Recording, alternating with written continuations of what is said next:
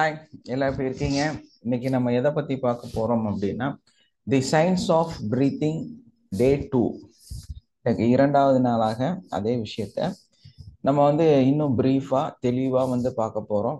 So இந்த breathing அப்படிங்கிறது தான் வாழ்க்கையில் ரொம்ப ரொம்ப முக்கியமான ஒன்று. அந்த பிரீத்திங் மூலமாகத்தான் நம்ம உயிரோட இருக்கிறோம் அப்படிங்கிறதும் நமக்கு ரொம்பவுமே எல்லாத்துக்கும் தெரிஞ்ச ஒரு விஷயம் கூட, இல்லையா? என்னோட வாய்ஸ் கரெக்டா இருக்குங்களா? கிளியரா இருக்கா? நான் பேசுறது உங்களுக்கு தெளிவா கேக்குதா? Good morning sir. கேக்குதுங்க sir. Yes, thank you sir, thank you.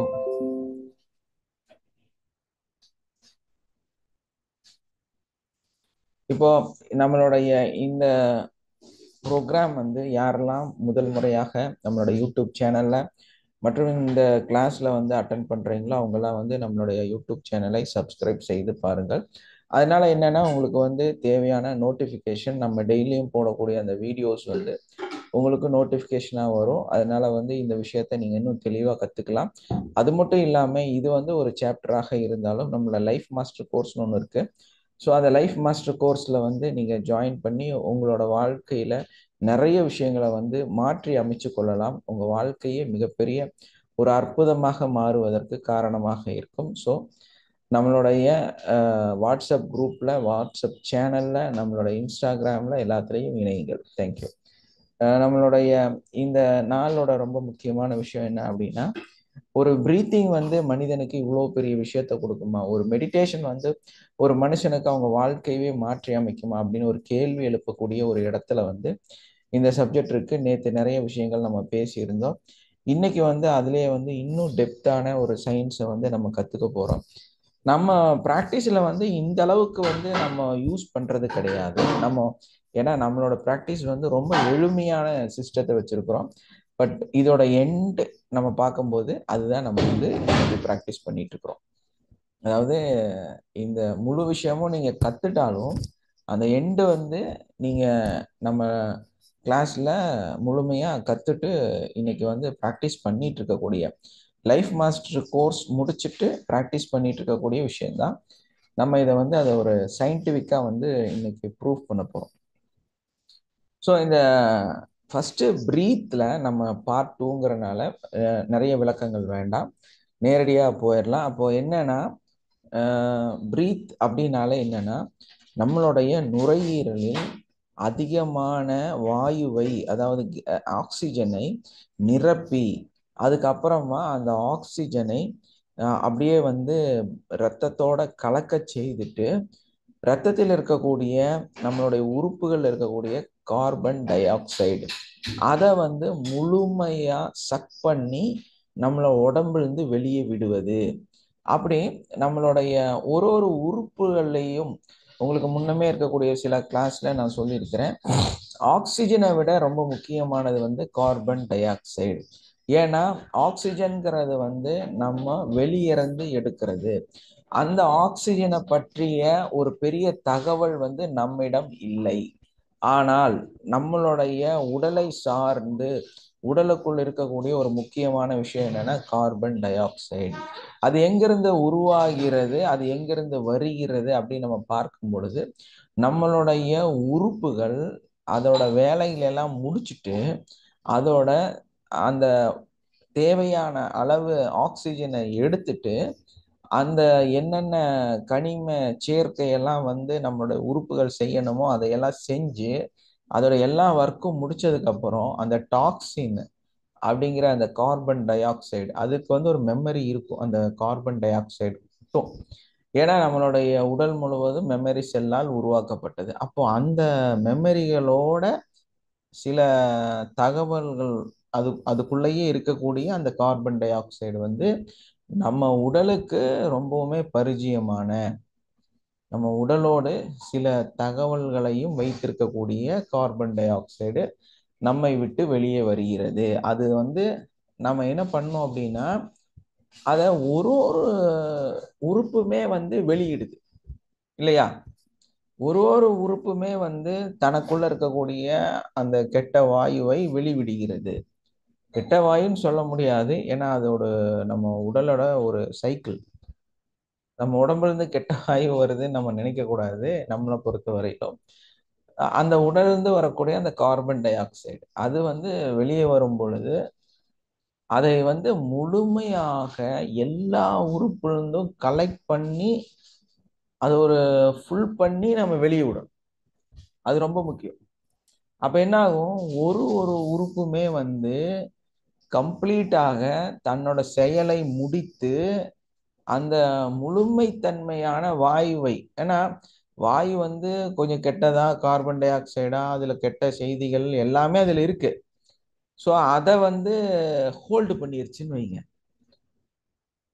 முழுசா உடல முக்காவாசி விட்டுருக்கு, கால்வாசி அதே வச்சுக்குச்சு.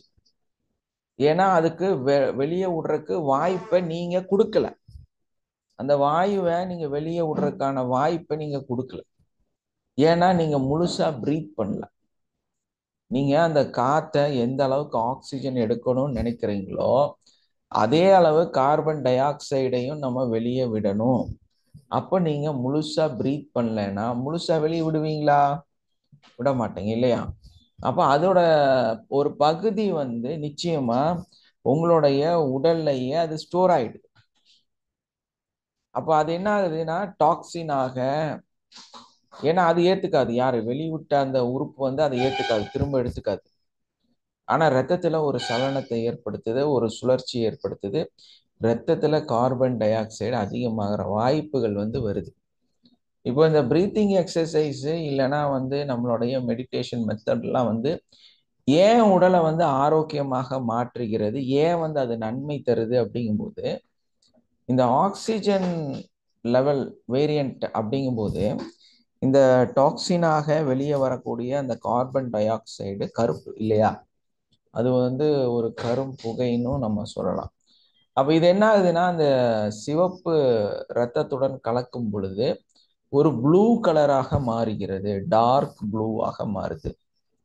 ஸோ அதனாலதான் சில சமயங்கள்ல சில பெரிய நோய்வாய்ப்பட்டவங்க வாமிட் பண்ணும்போதும் சரி, அவங்களிருந்து வரக்கூடிய அந்த இரத்தமானதும் சரி ரொம்ப கருநிறமாக, அது ஒரு சிவந்த கருநிறமாக இல்லைன்னா ப்ளூவாகத்தான் வரும். ஆனா நம்மளோட அந்த பிளட்டோட காம்பினேஷனும் வெளியே இருக்கிற ஆக்சிஜனும் சேரும் போது திரும்ப கொஞ்சம் அது கலர் சேஞ்ச் ஆகுறதுனால அந்த பிளட் வந்து ஒரு கரும் சிவப்பாக வெளியே வருது. ஆனா நம்மளோட உடலுக்குள்ள வந்து பார்க்கும் பொழுது அது வந்து கருநீலமாக இருக்கிறது. அதான் சொல்லுவாங்க, இது எப்படி, சும்மா நான் எனக்கு மைண்ட்ல வந்தனால சொல்றேன். கருநீல கண்ணன் இல்லையா, ஒரு தெய்வத்தை குறிப்பிடும் பொழுது கூட அதே மாதிரி விஷத்தை விழுங்கிய நிறைய கதைகள்லாம் இருக்குது.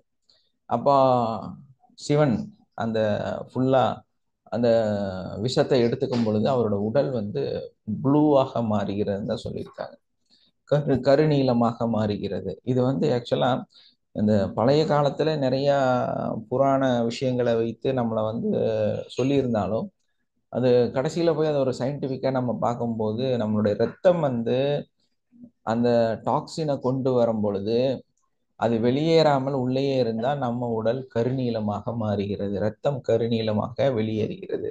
அப்போ அது ஒரு விஷமாகத்தான் இருக்குது.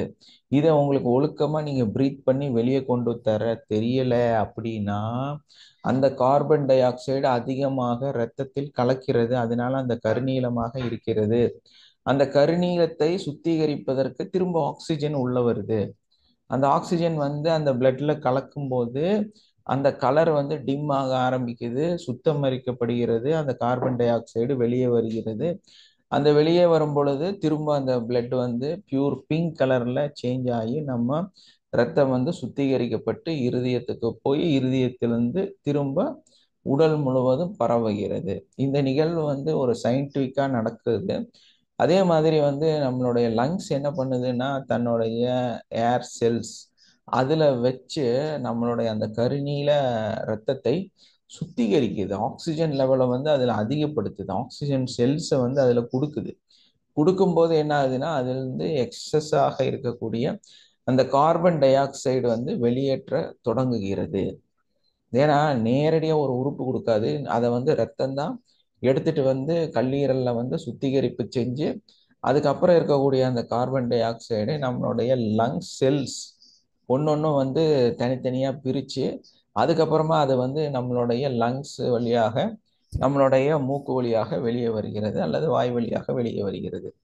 ஆனா நம்ம வந்து இன்ஹேல் பண்ணும் பொழுது எப்பவுமே வந்து நம்மளோட ஆக்சிஜனை, ஏன்னா ஆக்சிஜன் நமக்கு பழக்கம் இல்லாத ஒண்ணு இல்லையா, அதுக்கும் நமக்கும் எந்த தொடர்பும் இல்லை, எந்த ஒரு கம்யூனிகேஷனும் இல்லை. அது வந்து வெளியே இருக்கக்கூடிய ஒரு புது நிகழ்வு தான் நமக்குள்ள போகுது. அப்போ நீங்க வந்து டெல்லிக்கு போனீங்கன்னா பயங்கர பொல்யூஷனா இருக்கும். சென்னைக்கு வந்தாலும் கொஞ்சம் பொல்யூஷன் இருக்கும். கோயம்புத்தூர் வந்தா கொஞ்சம் கம்மியா இருக்கும். அதே வந்து ஒரு கிராம பகுதி இல்லைன்னா வந்து இன்டீரியரா மலைப்பகுதி நேச்சுரல் இருக்க இடம் ஊட்டிக்கு போயிட்டோம்னா அங்க வந்து இன்னும் அந்த காற்றோட அளவு ஆக்சிஜனோட பியூரிஃபிகேஷன் லெவல் வந்து ரொம்பவுமே அதிகமா இருக்கும். அப்போ நம்ம வந்து இந்த மாதிரி பலதரப்பட்ட ஆக்சிஜனை தான் நம்ம எடுத்துக்கிறோமே தவிர ஒரே விதமான ஆக்சிஜனை வந்து நம்ம எடுத்துக்கிறது கிடையாது. ஒரு பேட்டர்னா இல்லை. ஸோ நம்ம அது உள்ள போகும்போது ஒரு ஃபில்ட்ரேஷன் வேணும். ஆக்சிஜன் உள்ள போகும்போது மட்டும் நமக்கு ஒரு ஃபில்ட்ரேஷன் தேவை. என்ன காரணம் அப்படின்னு நம்ம பார்க்கும் பொழுது நமக்கு வந்து பலவிதமான சூழல்ல இருந்தும் நமக்கு தேவையான அந்த ஆக்சிஜன் வந்து எடுக்கப்படுகிறது.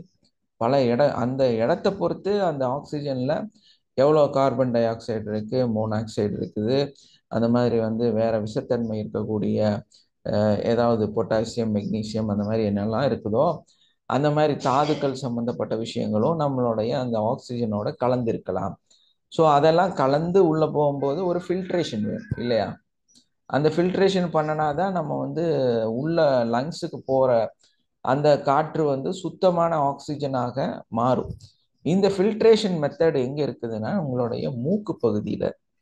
இங்கதான் வந்து அந்த முடிகள் கொடுக்கப்பட்டு அதுக்கப்புறமா இன்னொரு லேயர்ல சதை பகுதியில அந்த ஹோல் வழியா இன்னொரு ஃபில்ட்ரேஷன் ஆகி நம்ம மூக்குலயே வந்து 3-4 ஃபில்ட்ரேஷன் நடந்து அதுக்கப்புறமா நம்மளுடைய லங்ஸுக்குள்ளார கொடுக்கப்படுகிறது, மேலிருந்து கீழாக அனுப்பப்படுகிறது. பாருங்க, ஒரு ஒரு காத்து வந்து மேலதான் போகும் இல்லையா, காத்து வந்து மேலதான் போகும் கீழே போகாது. ஆனா நம்ம உடல் பாருங்க அப்படி கீழே இருந்து மேலே இழுத்து அது திரும்ப சுத்திகரிக்கப்பட்டு திரும்ப கீழே அனுப்புது. அங்க ஒரு பம்பிங் சிஸ்டம் வந்து வேலை செய்யுது, ஒரு ப்ரெஷர் கேஜ் வந்து அங்க வேலை செய்யுது, திரும்ப ஒரு காத்தை வந்து லங்ஸ்குள்ளார விடுது. அப்ப என்னன்னா அந்த லங்ஸ் சக் பண்ணணும் இல்லையா, லங்ஸ் வந்து ஆக்சிஜனை சக் பண்ணி உள்ள இழுக்கணும். இழுக்கும் பொழுது அதுக்கு தான் வந்து பிரீத்திங் எக்ஸசைஸ். அப்ப நம்ம வெளியிருந்து எடுக்கக்கூடிய அந்த ஆக்சிஜன் லெவல் அதிக அளவுல நம்ம எடுக்கும் பொழுது நிறைய சுத்திகரிக்கப்பட்ட காற்று உள்ள போகும் பொழுது அது அப்படியே வந்து எக்ஸ்பிளண்ட் ஆகி பெருசா மாறுது.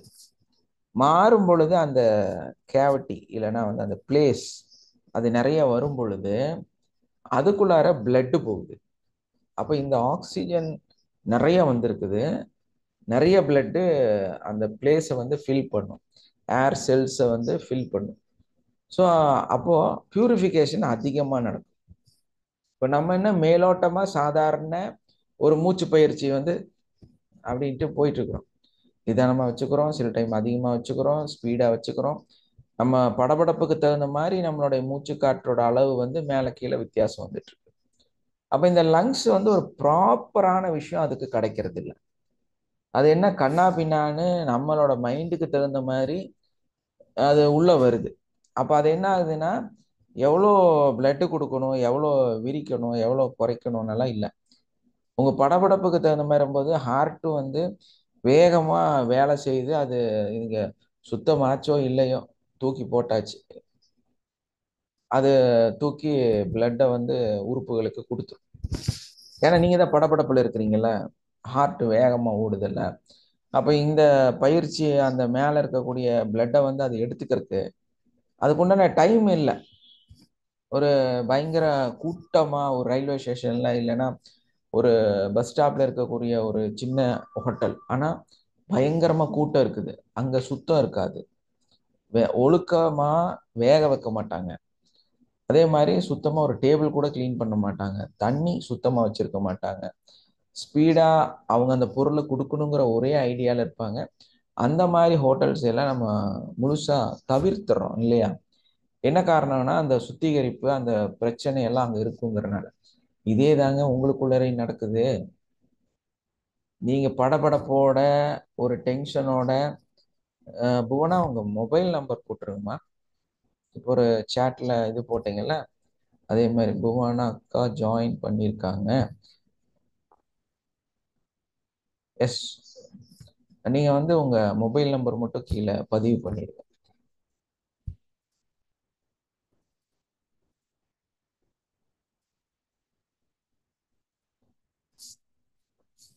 எல்லாம் காஃபி சாப்பிடுங்க. Okay sir.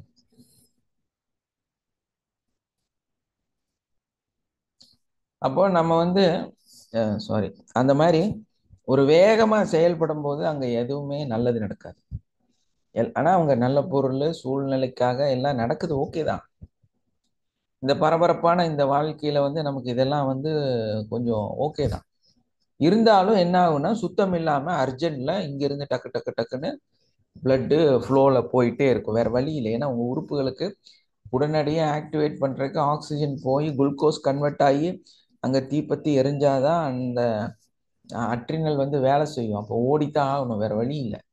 அப்போ அது என்ன பண்ணுவோம்னா, கடகடன்னு பழைய அந்த வர்ற ஆக்சிஜனை சரியான ஃபில்ட்ரேஷன் இல்லாமல், அதை ஓப்பன் பண்ணாமல், சரியான அளவு வந்து ரத்தத்தில் கலக்காம அப்படியே வந்து எல்லா உறுப்புகளுக்கும் அனுப்பி வச்சு. இதை தவிர்க்கறதுக்கு தான் நம்ம என்ன சொல்றோம்னா, மெடிடேஷன் மெத்தடு, பிரீத்திங் மெத்தடை பொறுமையா அது எப்படியெல்லாம் வேலை செய்யும், நம்மளுடைய உறுப்புகள் வந்து எப்படியெல்லாம் அதை எடுத்துக்குதுங்கிற அந்த சிஸ்டமேட்டிக்கை நம்ம புரிஞ்சுட்டு நம்ம வந்து நம்மளுடைய பிரீத்திங்க்கு ரொம்ப முக்கியத்துவத்தை கொடுக்கக்கூடியவர்களாக இருக்கணும். ஏன்னா நம்ம வந்து நம்ம கிளாஸ்ல உங்களுக்கு பலமுறை சொன்ன விஷயங்கள், நீங்க அந்த 12 நாள் கிளாஸ்ல கூட கத்துக்கிட்ட ஒரு விஷயம் என்னன்னா, மனிதன் வந்து திருமூலர் வரைக்கும் எடுத்தோன்னா 3000 வருட காலம் வாழ்ந்த ஒரு குலம் இல்லையா? இந்த மனித குலம்ங்கிறது வந்து இன்னைக்கு 40 வயசு கூட உயிரோடு இருக்க மாட்டேங்கிறேன். நேத்து ஒரு மரணம், நான் அந்த பெண்மணியை வந்து போனோம் பார்த்தோம். ஒரு டைம்ல பாத்தீங்கன்னா ஆண்கள் தான் இருதயம் சார்ந்த நோய்கள் அதிகமா வந்து அதனால மரணிச்சிட்டு இருந்தாங்க. இப்ப ரொட்டீனா நான் பார்க்கக்கூடிய நிறைய நிகழ்வுகள்ல பெண்கள் தான் ஹார்ட் ப்ராப்ளம் வந்து இப்ப நிறைய இறந்துட்டு இருக்கிறாங்க. Yes or no?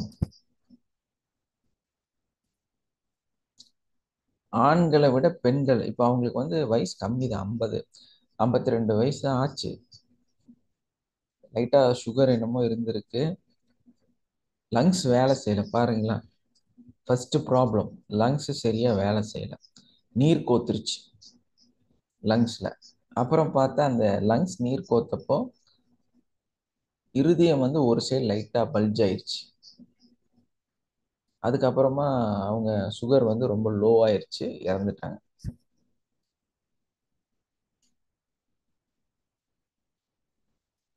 ஆ இப்போ மெக்கானிசமான ஒர்க்கு ஒரு அது அப்படியெல்லாம் இருந்தாலுமே மனநிலையில நம்ம தெளிவா இல்லை, அது ஒரு பெரிய ப்ராப்ளம். நம்ம என்னவா இருக்கிறோம் அப்படிங்கிறதும் நிறைய எதிர்பார்ப்புகளும் நிறைய நம்மளை பத்தி புரியாம இருக்கிறனால. அப்ப அந்த ரொம்ப காலம் வாழ்ந்த அந்த ஒரு குலத்திலிருந்து ஒரு இனத்திலிருந்து நம்ம வந்த இவங்க ஒரு வெறும் 40 வருஷம் வாழ முடியல அப்படின்னா அதுக்கெல்லாம் காரணம் என்னன்னா பிரீத்திங் தான். நான் ஆல்ரெடி பல இடத்துல பதிவு பண்ணியிருக்கிறேன், நம்ம பழைய வீடியோஸ் பாருங்க. உங்களோட ஒரு பிரீத்து தான் உங்களோட ஆயுளை நிர்ணயிக்கிறது அப்படின்னு நான் ஆல்ரெடி சொல்லியிருக்கிறேன், உங்களுக்கு எல்லாத்துக்கும் தெரியும். ஒரு பிரீத் உங்களுடைய ஒரு வயசு மாதிரி. அப்ப அந்த ஒரு சுவாச காற்று உங்களுடைய ஆயுளை நிர்ணயிக்கிறது. நீங்க எவ்வளவு படபடப்பா கடப்படப்பான்னு சுவாசிக்கிறீங்களோ அவ்வளோ கலபலான்னு ஒரு இப்பெல்லாம் நீங்களாம் சொல்லிட்டு இருப்பீங்களே ஜங்க் ஃபுட்டு, அந்த மாதிரி சாப்பிடக்கூடாது, ஆயில் சாப்பிட, அந்த மாதிரி நீங்க ஆக்சிஜனையும் அதே மாதிரி எடுத்துக்கிறீங்க ஜங்க்ஸ் ஃபுட்டா. ஸோ அதனால என்ன ஆகுதுன்னா அது சுத்தம் இல்லாத ஒரு ஆக்சிஜனா உள்ள போகுது. அந்த ஆக்சிஜன் வந்து சுத்தம் இல்லாதனால பலவிதமான நோய்களை வந்து உள்ள ஏற்படுத்துது. அப்போ நம்ம வந்து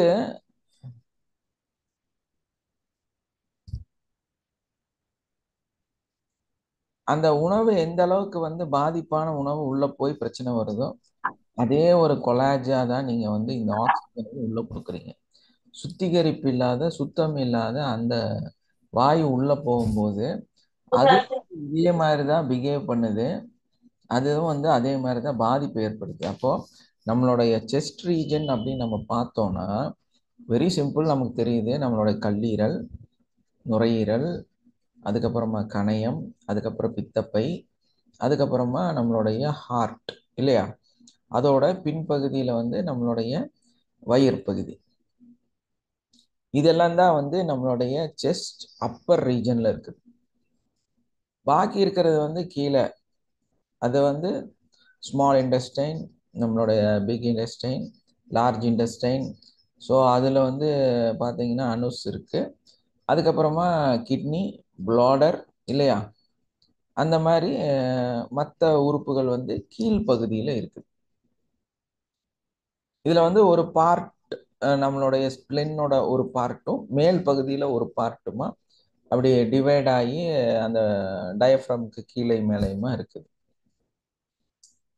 இந்த நிகழ்வை வந்து நம்மளுடைய உடல் வந்து ரெண்டா பிரிச்சிருக்கிறாங்க. ஸோ ரெண்டா பிரிச்சதுல டயஃப்ரம்ங்கிற ஒரு நடுவில் ஒரு பெரிய செவுர் இருக்குது. இந்த செவுர் வந்து மெல்லிய தோலால் உருவாக்கப்பட்ட ஒரு பறை அப்படின்னு நம்ம சொல்லலாம். டயஃப்ரம்னால பறைன்னு அர்த்தம். அதாவது நம்மளுடைய கொட்டடிக்கிறதுக்காக எப்படி ஒரு மாட்டு தோலை வந்து பிரித்து இப்படி பண்ணி அதுக்கப்புறம் அதில் சப்தம் வருதோ அதே மாதிரி நம்மளோட டயஃப்ரம் வந்து ரெண்டு உறுப்பையும் மேலே கீழே இருக்கிறத பிரிக்கிறதுக்கு நடுவில் ஒரு லேயராக இருக்குது. ஸோ இது எப்படி பறை டும் டும் டும் அடித்தா கீழே மேலே அதிருதோ அது எப்படி வேலை செய்யுதோ அதே மாதிரி தான் இது வேலை செய்யுது. அப்போ அந்த பறையில் வந்து நம்ம ஆக்சிஜனை கொடுத்து ஒரு அமுத்தணும்னா என்ன ஆகுது அப்படின்னா, அது கீழே இறங்கும் போது மேலே இருக்கிற பொருள் எல்லாம் என்ன ஆகும், கீழே தொங்கும் இல்லையா. இப்போ இது ஜென்ரலா பிரீத் பண்றது. நான் வந்து இவங்க இந்த நான் படிச்ச புக்ல வந்து வேற மாதிரி இருந்துச்சு. ஸோ அது சொன்னா உங்களுக்கு புரியுமான்னு தெரியல. அதனால நான் கொஞ்சம் எளிமையா ஒரு கேலியா ஒரு வித்தியாசமா சொல்றேன். ஓகே, உங்களுக்கு உங்களுக்கு புரியணுங்கிறதுக்காக. அப்போ இது வந்து நம்ம அது பார்த்தோன்னா அவங்க அப்படியெல்லாம் சொல்லியிருக்க மாட்டாங்க, வேற மாதிரி சொல்லியிருந்தாங்க. ஈஸியா புரியறதுக்காக சொல்றேன். நிறைய சொல்லியிருந்தாங்க, அதை ஷார்ட்டா உடனே புரியறதுக்காக நான் சொல்றேன். அதனால மேல இருக்கிற பொருள் எல்லாம் கசபசன்னு தொங்குதுன்னு வைங்க, டயஃப்ரம் கீழே போயிடுச்சு இல்லையா. இப்போ இது நார்மல் பிரீத்திங். எப்போ பார்த்தாலுமே இப்படியே பிரீத் பண்ணிட்டு இருந்தீங்கன்னா கீழே இருக்கிற டைஜஷன்லாம், அதாவது லார்ஜ் இன்டெஸ்டைன், ஸ்மால் இன்டெஸ்டைன், இதெல்லாம் வந்து நம்மளோட சுழற்சியை, உணவு சுழற்சியை வந்து சரிப்படுத்தக்கூடியது. அதே மாதிரி வேஸ்டேஜை வெளியே பண்ணக்கூடிய அந்த கிட்னி, அதுக்குள்ளாரையே போய் ப்ரெஷரை திரும்ப திரும்ப போட்டுட்டே இருந்தா உங்க உடம்புல சோடியம் அதிகமாகுமா ஆகாதா? சரியான முறையில் டைஜஷன் ஆகாது. ஏன்? நீங்க நார்மல் பிரீத்திங் பண்றீங்க, அதை போட்டு அமுத்துறீங்க. அப்ப என்ன ஆகும், கீழே இருக்கிற அந்த டைஜஷன் பண்ணக்கூடிய நம்மளுடைய அந்த பகுதியில ஒரு ப்ரெஷர் உருவாயிட்டே இருக்குது. அப்ப அது என்ன ஆகுனா, உங்களுக்கு அந்த உணவுகள் வந்து சரியான முறையில வெளியே போறதுக்கோ உள்ள போய் அது டைம் எடுத்து அரையறக்கோ டைம் இருக்காது. போட்டு அமுத்துனா புழக் புழக்குன்னு அது சுத்தமா அரையாமையே அந்த பொருளாவே வெளியே தள்ளி. அப்படிதானே வருது. நிறைய இப்பத்த உணவு பழக்க முறையில என்ன சாப்பிட்டாங்களோ, கறி சாப்பிட்டா கறியாவே, கீரை சாப்பிட்டா கீரையாவே, அரிசி சாப்பிட்டா அரிசியாவே மலம் போயிடுது. மாறுறதே இல்லை, அரைகிறதே இல்லை, அதுக்குள்ள இன்னொன்னு போட்டாச்சு. இங்க கீழே போறதும் அப்படிதான், சுத்தமா லார்ஜ் இன்டெஸ்டைன் இழுக்கல. என்னன்னா மேல கிடைச்ச ஸ்பேஸ் கீழே கிடைக்கல. அப்ப என்ன பண்ணணும், டயஃபரத்தை ரிவர்ஸ்ல மேல தூக்கணும் இல்லையா. ரிவர்ஸ்ல மேல தூக்குனா யாருக்கு ஸ்பேஸ் கிடைக்கும், கீழே இருக்கக்கூடிய அந்த டைஜஸ்டிவ் மெத்தட் அந்த சிஸ்டத்துக்கு கொஞ்சம் ஸ்பேஸ் கிடைக்கும். அப்போ அது என்ன பண்ணும், டைம் எடுத்துக்கும், அமுத்தாது. அப்போ மெதுவாக அரையும், மெதுவாக அரைஞ்சு குளுக்கோஸ் எல்லாம் கரெக்டாக எடுத்து இன்சுலின்லாம் கரெக்டாக எடுத்து சாப்பாட்டை நல்லா அரைச்சி எல்லோவாக்கி அதை ஒரு டூலாக கன்வெர்ட் பண்ணி அந்த மலம் வந்து சரியாக கரெக்டாக வெளியே வரும். இதுக்கான எல்லா நிகழ்வுகளும் செய்கிறோம்னா இல்லை. உங்கள் ஒரு பதட்டம், உங்களுடைய ஒரு மைண்ட் செட்டு எவ்வளோ தூரம் பாதிக்குது பாருங்க. ப்ரீத்திங்கை பிரச்சனை பண்ணிருச்சு, டைஜஷனை பிரச்சனை பண்ணிருச்சு, உங்களுடைய மோஷனை பிரச்சனை, கான்ஸ்டிபேஷன். 5 மாச குழந்தையிலிருந்து 500 வயசு ஆம்பளை வரைக்கும், ஏன்னா நம்மளாம் அப்படிதான் சிந்திக்கணும், 500 வருஷம் வாழணும். கான்ஸ்டிபேஷன் எல்லாத்துக்குமே போக மாட்டேங்குது. நீங்க என்னன்னா அதுக்கான ஸ்பேஸ் கொடுக்கறது இல்லை. அப்போ ரிவர்ஸ்ல அதை மேலே தூக்குனா கொஞ்சம் அது எக்ஸ்பிளாண்ட் ஆகி அதுக்கு ஒரு ஸ்பேஸ் கிடைச்சு அது கொஞ்சம் மூச்சு விடுது, நிறைய ஆக்சிஜன் அதை எடுத்துக்கும். புரியுதா? இது அவங்க வேற மாதிரி சயின்டிஃபிக்கா சொல்லியிருந்தாங்க. நான் உங்களுக்கு புரியறதுக்காக இதை கொஞ்சம் வேற மாதிரி சொல்லியிருக்கேன். ஓகே, இப்போ ஈஸியா புரிஞ்சிருச்சா இல்லையா? யாரா பதில் சொல்லுங்க. புரிஞ்சுது சார். புரிஞ்சுது, நைஸ். இதை சயின்டிஃபிக்கா சொன்னா உங்களுக்கு புரியாது, அதனால கொஞ்சம் ஒரு இதா இருக்கும், ஏன்னா அதனாலதான் மாத்தி சொல்லியிருக்கேன். ஓகே,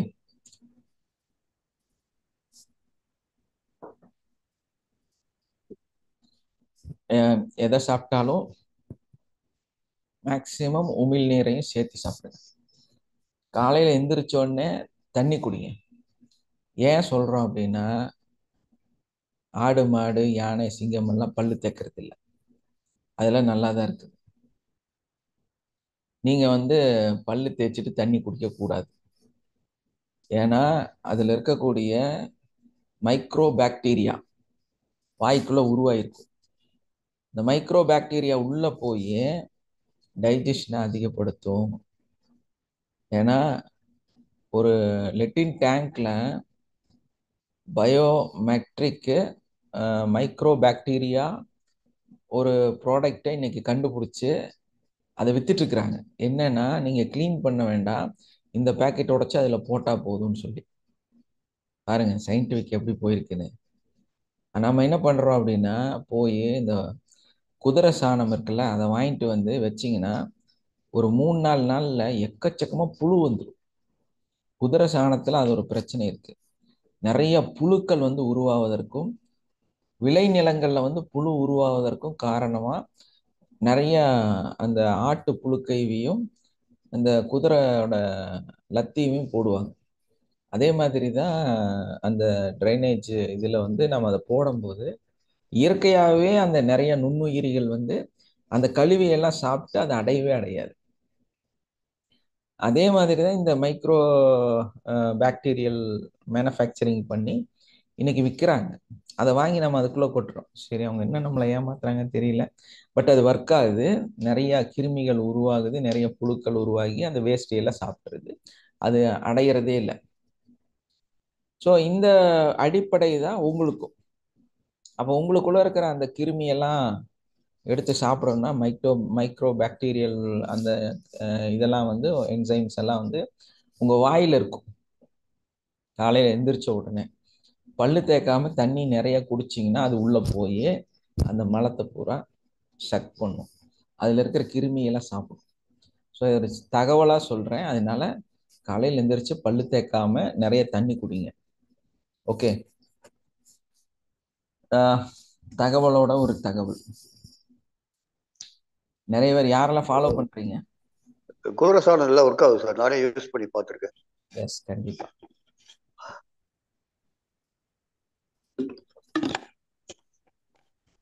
நிறைய இருக்கு. ஆயுர்வேதால சித்தாலையெல்லாம் வந்து 600 ml தண்ணி கொடுக்க சொல்லுவாங்க. சப்ஜெக்ட்லேருந்து வெளியே போயிடும். ஸோ அதனால நம்ம அதுக்குள்ளே வந்துடலாம். அப்படி இந்த டயஃப்ரம் வந்து கீழே மேலே வேலை செய்ய வச்சோன்னா நம்மளோட 2 பக்கத்துலையும் இருக்கக்கூடிய எல்லா உறுப்புக்கும் ஒரு ஸ்பேஸ் கிடைக்கும்.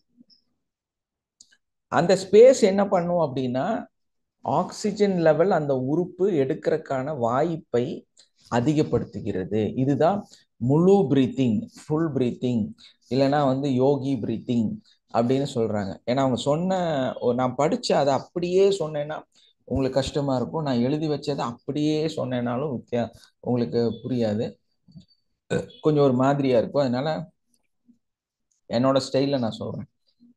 அப்ப என்ன ஆகுது அப்படின்னா, அந்த ஒரு ஒரு உறுப்புமே வந்து ஆக்சிஜனை அதிகமா எடுக்கும்.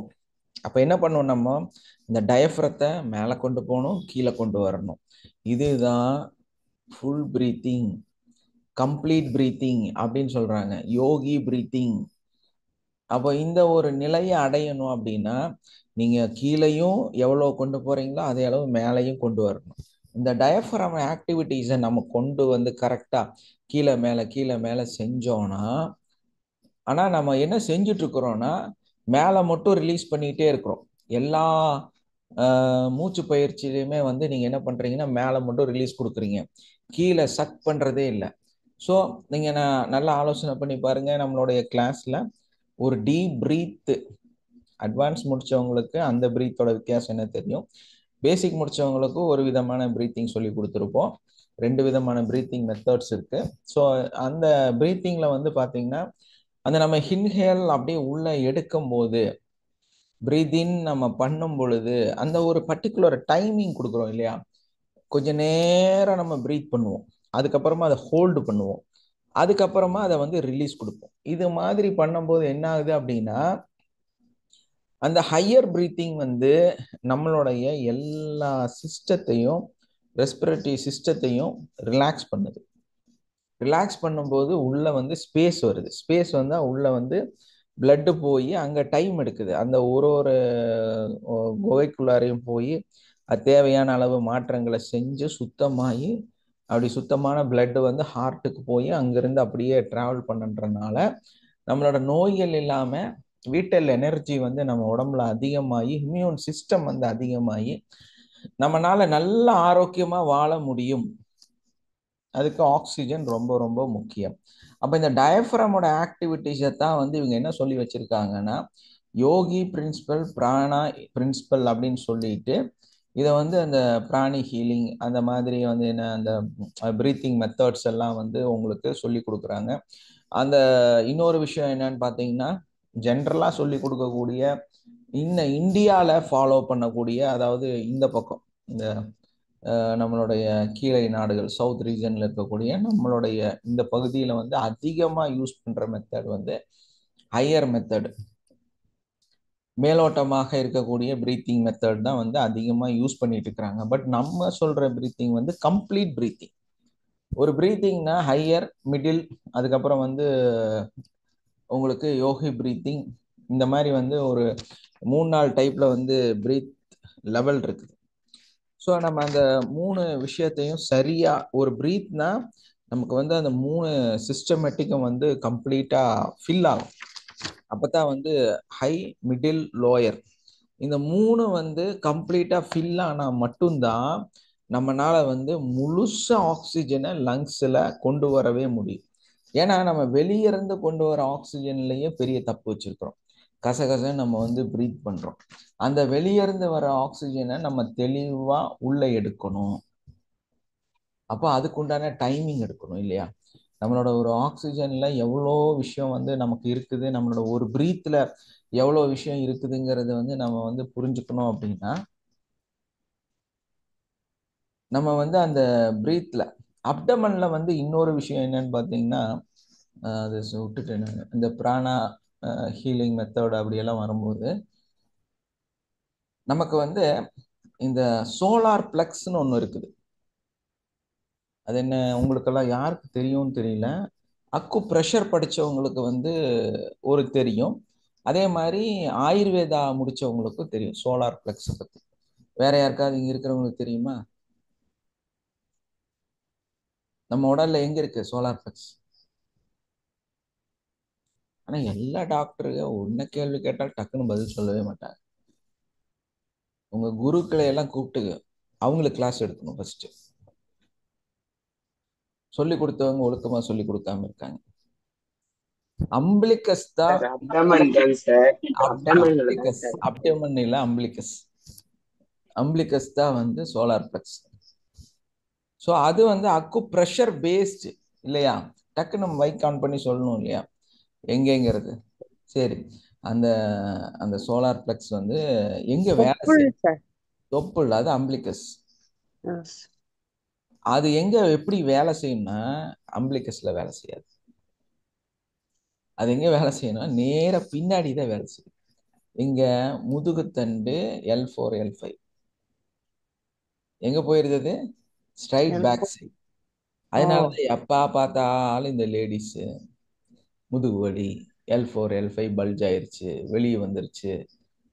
நம்மளுடைய அந்த சர்விக்கல்ல வந்து பின்னால் இருக்கக்கூடிய அந்த முதுகுத்தண்டில் ஒரு பல்ஜேஷன் வந்துருச்சு. இதுக்கு காரணம் என்னன்னா சோலார் பிளக்ஸ் சரியாக முறையாக வேலை செய்யவில்லை. அப்ப இது ஆக்டிவேஷன் வரணும்னா உங்க சேம் டயஃப்ரம் என்ன பண்ணும்? ரிவர்ஸ்ல மேலே போகும். அந்த ரிவர்ஸ்ல மேலே போச்சுன்னா தான் யாருக்கு எனர்ஜி கிடைக்கும்? உங்களுடைய லார்ஜ் இன்டெஸ்டைன், ஸ்மால் இன்டெஸ்டைன்.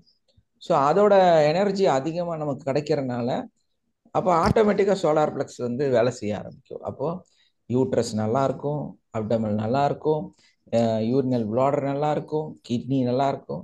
அப்போ உங்க அல்லையில பின்னாடி வலி வராது, உங்க முதுகுத்தண்டுல பிரச்சனை வராது, உங்களோட L4 L5 L6 L7 எல்லாம் பிரச்சனை வராது. புரியுதுங்களா? உங்களோட பிரீத் இத்தனை நோய்களை குணப்படுத்துகிறது. உங்க பிரீத் ஒழுக்கமாக இல்லை என்றால் என்னன்னா பெண்கள் வந்து அதிகமான இப்போ கோவத்திலையும் டென்ஷன்லையும் எதுவும் புரியாம நீங்க வந்து ஒரு விதமான வாழ்க்கையை வாழ்றீங்க. அது உங்களுக்கு கணவனுக்கு நீங்க வந்து எவ்வளவுதான் அடக்கி ஆழ்ந்து என்ன பண்ணாலும் உங்களோட முதுகுத்தண்டு வலிக்கு காரணம் அதுதான். எப்ப நீங்க மனசை கிளியரா வச்சு சந்தோஷமா இருக்கிறீங்களோ, கரெக்டான பிரீத், உங்களுடைய முதுகுத்தண்டு வலி சரியாகிவிடும். அதுக்கு காரணம் என்னன்னா சோலார் பிளக்ஸ் கரெக்டாக வேலை செய்ய வேண்டும். பாத்தீங்களா எவ்வளவு பெரிய சயின்ஸ்? உங்களுடைய ஒரு பிரீத் இத்தனையும் உருவாக்குது. உங்க பிளாடர் சரியில்லை, உங்களுடைய கர்ப்பப்பையில பிரச்சனைகள் வருது, கட்டி வருது, ஃபைப்ராய்டு வருது, பிசிஓடி வருது. இதெல்லாம் காரணம் என்னன்னா இங்க சூடு பிடிச்சிருக்கு. தொப்புள்ள ஆயுர்வேதால சொல்றோம், தொப்புள்ள அடிவயிறுல ஆமவாதம் இல்லையா? இல்லைன்னா அங்க இருக்கக்கூடிய அடிவயிறுல வாயு, ஆம வாயு அங்க போய் பிடிச்சிருக்குன்னு சொல்றோம், உள்ள வந்து உட்கார்ந்து இருக்குது. அப்ப அந்த ஆயுர்வேதா முறைப்படி அந்த உஷ்ணம் வந்து வாயு வந்து அடிவயிறுல போய் உட்கார்ந்து இருக்குது. அதை குளிர்ச்சி செய்யறதுக்கு நம்ம என்ன பண்ணுவோம்? அம்பிளிகஸ்ல நல்லெண்ணெயை ஊற்றி குளிர்ச்சி செய்வோம். அதுல ஊற்றி ஏன்னா விளக்கெண்ணெய் எடுத்து தடவி விடுவாங்க, பழைய கால மெத்தட். அந்த இடத்துல வந்து விளக்கெண்ணெய் எடுத்து அந்த வயிறோட அடிப்பகுதியில தேய்ச்சி விடுவாங்க. இப்பெல்லாம் தேய்க்கிறது எல்லாம் ஒன்றும் இல்லை. அப்போ எல்லாம் அதுதான் ப்ராப்ளம். ஸோ அந்த குளிர்ச்சி அடையும் பொழுது ஆட்டோமேட்டிக்கா உங்களுடைய அந்த வாயுவோட லெவல் பாருங்க, அது வாயு தான். அந்த அடியில உங்க யூட்ரஸ்ல வந்த ஃபைப்ராய்டுக்கு காரணம் ஒரு விதமான வாயு. உங்களோட ஆக்சிஜன் லெவல் வேரியன்ட்டு வாயுன்னு அவங்க அந்த மெத்தட்ல சொல்றாங்க. நம்ம சயின்டிஃபிக்கா பார்த்தோன்னா ஆக்சிஜன் வந்து அந்த யூட்ரஸ்க்கு போல சரியா ஸ்பேஸ் இல்லை, இடம் இல்லை, அமுத்திட்டு இருக்குது. அதுக்கு இடையில இந்த வயிறு வேற, நிறைய கொழுப்பு வேற, அது வேற போய் தொங்குது. அப்போ என்னாச்சு? இது தொங்குது, இதுக்கு மேல இது வந்து அமுத்துது, அப்போ யூட்ரஸ் ப்ரெஷர் கொடுக்குது. அதுல இப்போ புது ப்ராப்ளம் என்னன்னா நம்மளோட கர்ப்ப பாத்திரம், அந்த யூட்ரஸ் வந்து யூரின் போறதோட வெளியே வரக்க முயற்சி செய்யுது, யூரினே சரியா போறது. இதெல்லாம் இப்போ ப்ரெசென்ட்ல இருக்கக்கூடிய ப்ராப்ளம்ஸ். ஸோ இதெல்லாம் சரியாகணும் அப்படின்னா ஆக்சிஜன் சரியான அளவுல அந்த இடத்துக்கு போய் சேரணும். அப்ப அங்க போயிருச்சுன்னா ஆட்டோமேட்டிக்கா என்ன ஆகும்? அதெல்லாம் புத்துணர்ச்சி அடையும், வீட்டல் எனர்ஜி அங்க கிடைக்கும். கிடைச்சதுன்னா அது நல்லா வேலை செய்யும், சூப்பரா இருக்கும். வாவ்! அதை சொல்லுவோம் தங்க பாத்திரம். ஒரு யூட்ரஸ்ங்கிறது தங்கத்தினால் செய்யப்பட்ட கோல்டன் வெசில் இல்லையா? அமுத சுரபி. இந்த மனித குலத்தையே வந்து அடுத்த இடத்துக்கு கொண்டு போகக்கூடிய ஒரு காப்பாற்றக்கூடிய ஒரு இடம். அதை தான் நீங்க இப்படி கேடுவர்த்தி வச்சிருக்கீங்க. ஸோ நம்ம சரியான முறையில் ப்ரீத் பண்ணால் நம்மளுடைய அப்டமனில் அந்த ப்ரீத்திங் கரெக்டாக போனா அதை வந்து சென்ட்ரல் நர்வ் சிஸ்டம்னு சொல்கிறாங்க. அந்த அந்த நம்ம வந்து ஈஸியாக புரியணுங்கிற சோலார் ஃப்ளெக்ஸ்ன்னு சொல்லிட்டோம். அதை சென்ட்ரல் ப்ரீத்திங்னு சொல்கிறாங்க. ஸோ அந்த மாதிரி நம்மளுடைய முதுகுத்தண்டோட பிரச்சனைக்கு காரணம் முன்னாடி இருக்கிற பிரச்சனை. ஸோ எல்லாம் போய் சர்ஜரி பண்ணி இன்ஜெக்ஷன் போட்டு முதுகுத்தண்டில் ட்ரீட்மெண்ட் கொடுக்குறது. நீங்கள் எப்படி நல்லா ஆவீங்க? எப்படி உங்கள் நோய்கள் வெளியே போகும்? எப்படி உங்களுக்கு சரியாகும்? மருத்துவம் பொறுத்த வரையில் என்னென்னா அது காசு சம்பாதிக்கிற வேலை. ஒரு நோய்க்கு நோய் இருக்கிற இடத்துல போய் வைத்தியம் பார்த்தா முட்டாப்பய வைத்தியம்னு அர்த்தம். எனக்கெல்லாம் சரியாக கோவம் வரும். உங்களுக்கு தலைவலிக்குதுன்னா தலையில் போய் ட்ரீட்மெண்ட் பண்ணக்கூடாது. அந்த காரணியை கண்டுபிடிச்சி அதை இன்னும் இன்டெப்த்தாக நம்ம சொல்கிறோம். ஹீலிங் மெத்தடில் உங்களோட சைக்கலாஜிக்கலாக என்ன இருக்குங்கிறத அடக்கம் டயக்னாஸ் பண்ணி அதுக்கப்புறமா அதை வந்து சரிப்படுத்துகிறோம். காரணிகளை காரணம் இருக்கிற இடத்துல போய் தொலாவக்கூடாது. அது வந்து முட்டாள்தனமான வைத்திய முறை. அப்போ அந்த மாதிரி அந்த நோய்களை குணப்படுத்தக்கூடிய விஷயத்தில் ஒரு ஆக்சிஜன் லெவல் வந்து அற்புதமாக வேலை செய்யணும். அது சரியாகணும் அப்படின்னா நம்ம நிறைய விஷயத்த இதெல்லாம் சரிப்படுத்தும். இதில் அப்டமனில் இன்னொரு பெரிய ப்ராப்ளம் என்னென்னா நல்லா கொரட்டை விட்டு தூங்குறது. இப்போல்லாம் ஆண்கள் கொரட்டை விடுறது இல்லை, பெண்கள் நல்லா கொரட்டை விடுறாங்க. வீட்டுக்குள்ளார குழந்தைங்க நல்லா கொரட்டை விடுறாங்க. தூங்கும்போது வாயை திறந்து வச்சு தூங்குறாங்க. இப்போ என்ன ஆகுது? உள் உறுப்புகள் எல்லாமே பாதிக்கப்படும். ஏன்னா டாக்ஸின் வாயு, அதாவது வந்து சுத்திகரிக்கப்படாத ஒரு ஆக்சிஜன் உள்ள போகுது லங்ஸ்குள்ளார. அப்போ ஒரு ஆள் வந்து ஆல்ரெடி அவருக்கு டெய்லி 100 மூட்டை தூக்கி அடுக்கணுங்கிறது ரூல். நீங்க என்ன பண்றீங்க? மேல ஒரு ஆள் வந்து இறக்கி கொடுக்கணும், அவருக்கு 100 மூட்டை தூக்கணும். இவங்க 2 பேரும் சேர்ந்து செஞ்சாங்கன்னா இது எளிமையா போயிடும். ஒரே ஆளை மேல இருந்து இறக்கி திரும்ப தூக்கி அடுக்கணும். அப்ப இந்த மனுஷன் என்ன ஆவாரு? 100 மூட்டை தூக்கி வைப்பாரா? வைக்க மாட்டாரு. 50 மூட்டை தான் வைப்பாரு. ஏன்னா 2 வேலை செய்யறாரு. உங்களோட மூக்கு வழியோட சுவாசிக்கும் பொழுது உள்ள போற காத்து சுத்திகரிக்கப்பட்டு உள்ள போகுது. அப்ப என்ன ஆகும்? லங்ஸுக்கு பாதி வேலை தான் இருக்கும், அது நிறைய வேலையை செய்யும். அப்ப 100 மூட்டை தூக்கி வைக்காது. ஆனா நம்ம வாய் வழியோட சுவாசிச்சோம்னா 2 வேலையை ஒன்னா செய்யணும். ஒன்று போற காற்றை சுத்தப்படுத்தணும், அதுக்கப்புறமா அந்த காற்று இருந்து உறுப்புகளுக்கு ரத்தத்துக்கு தேவையான ஆக்சிஜனை கொடுக்கணும். இப்போ இந்த 2 வேலை செய்யும் போது அது என்ன பண்ணும்? 50 தான் வேலை செய்யும், 50 மூட்டை தான் தூக்கும். அப்ப என்ன ஆகுது அப்படின்னா 50 மூட்டை தூக்குச்சுன்னா பாதி ஆக்சிஜன் தான் கிடைக்கும் இல்லையா? பிளட்ல மிக்சிங் பாதி தான் ஆகும். அப்போ உறுப்புகளுக்கு பற்றாக்குறை ஏற்படும். அது ஆக்சிஜன் கார்பன் டை ஆக்சைடை தேவையான அளவு உருவாக்கி பிரித்து வச்சிருச்சு. நீ எனக்கு இதை கொடுத்தீங்கன்னா தான் நான் இதை வெளியே அனுப்ப முடியும். இதை கொடுக்கறது 50% கொடுத்தா இது எப்படி முழுசா வெளியே போகும்? போகாது. போகலைன்னா திரும்ப என்ன ஆகும்? 100ல் 50 ஸ்டோர். அப்போ நோய் உருவாகுது, பிரச்சனை வருது. பாருங்க எவ்வளோ இன்பேலன்ஸ்டா போகுது. சாதாரண 1 வயசு 2 வயசு 5 வயசு குழந்தையெல்லாம் இன்னைக்கு கொரட்டை விட்டுக்கோங்க. அப்போ மூக்கு வழியோட சுவாசிக்காம நம்ம தூங்கும்போது நம்ம பிரச்சனை இன்னும் டபுளாக மாறுகிறது. அதான் சொல்லுவாங்க, ஹார்ட்ல டிசீஸ் இருக்கு, ரெஸ்பிரேட்டரியில ப்ராப்ளம் இருக்கா, நீங்க நிறைய கொரட்டை விட்டு தூங்குவீங்க. அப்ப என்ன பண்ணணும்? நுரையீரலை சரியாக பாதுகாத்து வைக்க வேண்டும். ஆக்சிஜனை சரியான முறையாக நம்ம எடுத்துக்கணும். அப்படி எடுத்துக்கிட்டோம்னா நம்ம பாடி வந்து நல்லா இருக்கும். ஆக்சிஜனை பத்தி நிறைய பேசலாம் போல இருக்கு. இன்னும் நாளைக்கு கண்டினியூ பண்ணலாம் போல. நேற்று கண்டினியூ பண்ணோம், இன்னைக்கு இன்னும் நிறைய விஷயம் வந்து நம்ம பேச முடியும். அவ்வளோ மெடிடேஷன் கொடுக்குறீங்க சார். நீங்க அதுலயே ஃபோக்கஸா இருங்க. இன்னும் சப்ஜெக்டே முடியல. என்ன காரணம் அப்படின்னா இப்பதான் நம்ம ஹையர் மிடில் லோயர் பிரீத்திங்கே வந்திருக்கிறோம். டயஃப்ரம் ஆக்டிவிட்டிஸ் நீங்க புரியாம உங்களோட பிரீத்திங் சரியாகாது. எனக்கு எடுக்கணும்னா நான் எடுத்துட்டு போயிடுவேன், அது பிரச்சனை இல்லை. உங்களுக்கு ஒரு புரிதல் வேணும், அவேர்னஸ் ஆக. நீங்க போய் நிறைய ஆர்கானிக் உணவு வாங்கி சாப்பிட்டனால நீங்க நல்லாக முடியாது. இதை திருத்தணும். இதை சரி பண்ணிட்டு நீங்க ஆர்கானிக்கை பத்தி சிந்திக்கலாம். இப்போ உங்களுக்கு மெடிடேஷன் வேணுமா, இந்த டீட்டெயில் வேணுமா?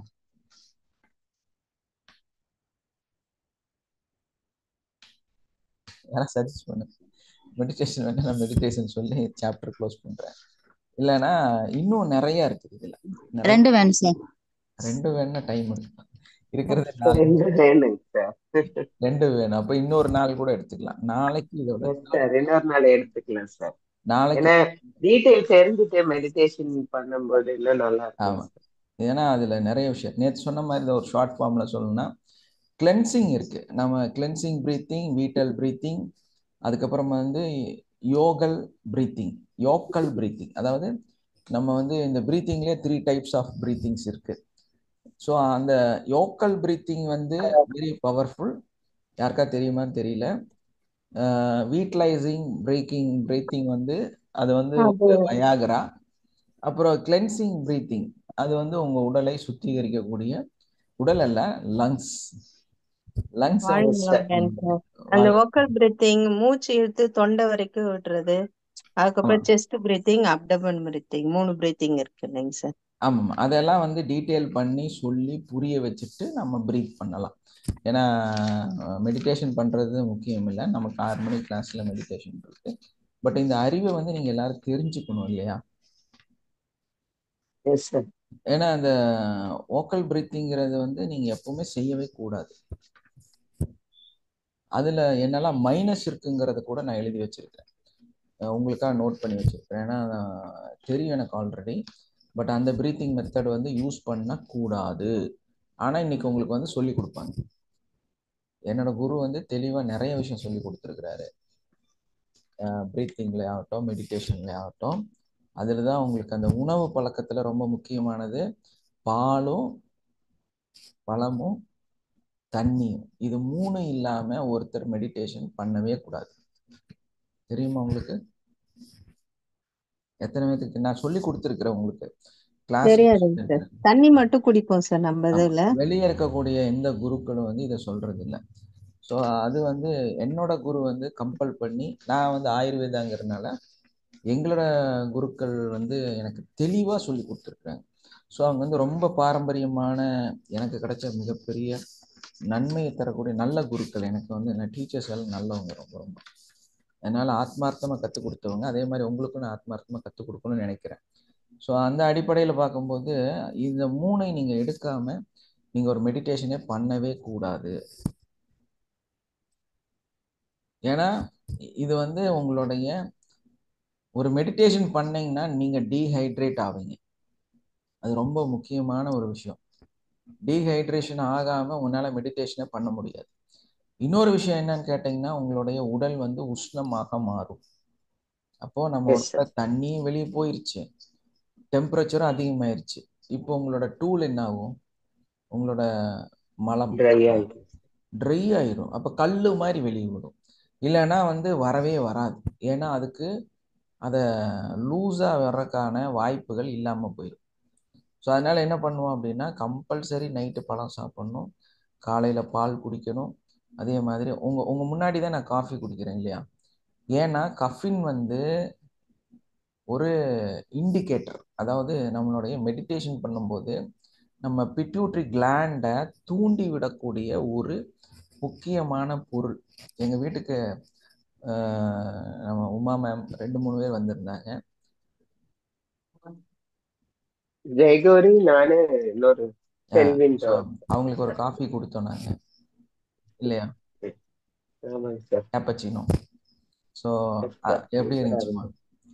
ஏன்னா அது வந்து என்னன்னா, ஏன் அந்த காஃபி குடிக்கிறோம் அப்படின்னா, அந்த கஃபின் வந்து நம்ம உடம்புல நிறைய ரத்த ஓட்டத்தை அதிகப்படுத்தும். அப்போ இந்த இவங்கெல்லாம் இருக்காங்களே, இமாலயாவில் இருக்கிறவங்க, நேற்று கூட அந்த இது நடந்ததுல்ல, அகோரிகளோட ப்ரோக்ராம். அப்போ அதுல எல்லாம் பார்த்தீங்கன்னா ஃபுல்லாக கஞ்சா பின் அந்த மாதிரி ஃபுல்லுமே போதை தான். அவங்க கம்ப்ளீட்டாக போதை சார்ந்து தான் செய்வாங்க. அந்த போதை வந்து அவங்க யூஸ் பண்ணுறாங்க.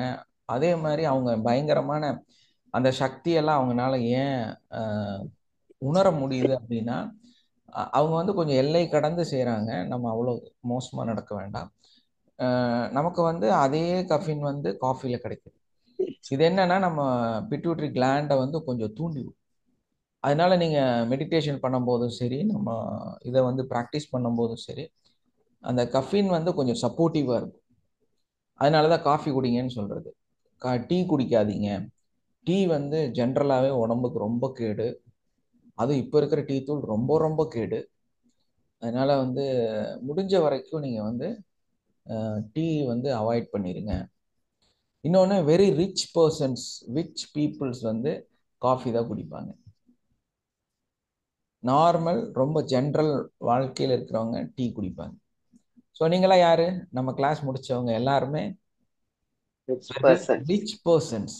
ஸோ அந்த ஃபீல்காவது நீங்கள் கஃபின் சாப்பிடணும், காஃபி குடிக்கணும். புரியுதா?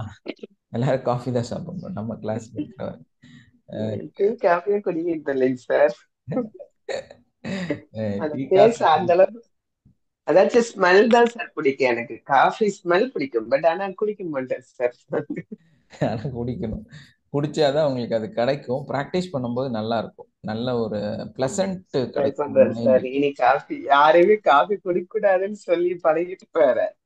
இனி ஆமா, நான் ஏன்னா காஃபில வந்து ஒண்ணுமே இல்லைங்க, சிக்கரி மட்டும்தான் இருக்குது. வேற எதையும் கலக்க வேண்டிய அவசியம் இல்லை. டீ தூள்ல வந்து கலர் பொடி போட்டாதான் கலர் வரும், வேற வழி இல்லை இதுல, இல்லையா?